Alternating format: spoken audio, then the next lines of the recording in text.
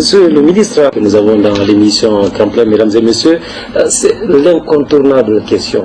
Dites-nous, Dadis, il sera candidat ou pas? Parce qu'en fait, vous l'avez dit, jusqu'à présent, la transition, elle était là comme un fleuve tranquille.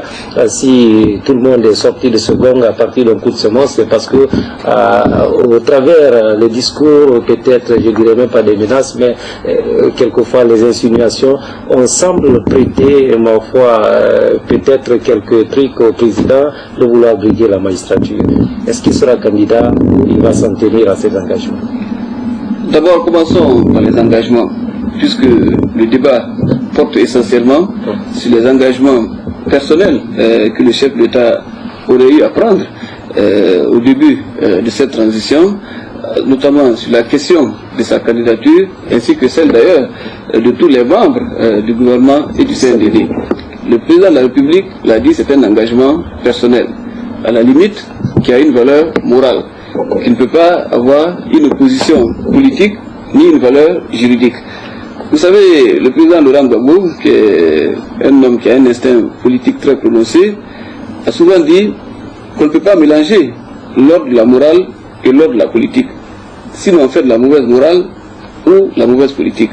Dans le cas de l'engagement personnel du chef d'État, sommes-nous dans l'ordre moral ou dans l'ordre politique? De par ses fonctions actuelles, est-il un homme politique ou un prêtre, ou un religieux, ou un homme tout court, tenu par des engagements d'ordre moral qu'il aurait tenu vis-à-vis de la société? Je pense qu'à ce niveau, il y a un débat qui doit être ouvert. Deuxième problème, s'agissant de la candidature du président, elle ne peut pas être discutée et débattue en dehors des lois qui le gouvernent. Et en premier lieu, de la loi portant statut général des militaires en République de Guinée. Et je crois, si mes souvenirs sont bons, puisque moi je ne suis pas militaire, que cette loi stipule que les militaires ont les mêmes droits civils que les autres citoyens. Cependant, s'ils ont envie d'exercer les autres droits, ça doit se faire dans le cadre de la loi et des textes. Mais la Constitution est suspendue. Non, j'en viens. Non, la Constitution est suspendue, mais je ne crois pas que la loi portant statut général des militaires de la République de Guinée soit suspendue. Absolument. Et de toute façon, on n'ira pas aux élections sans qu'il y ait un cadre juridique et légal qui va déterminer justement les conditions et les critères d'éligibilité.